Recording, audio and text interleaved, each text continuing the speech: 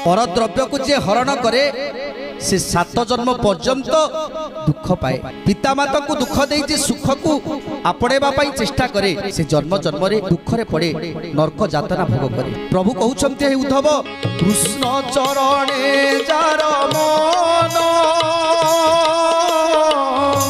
संसारे श्रेष्ठ सेहि जन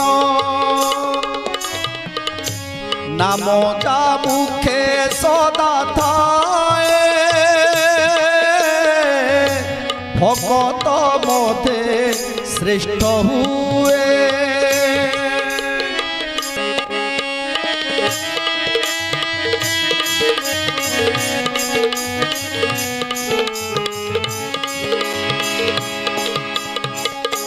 भाईर दुखर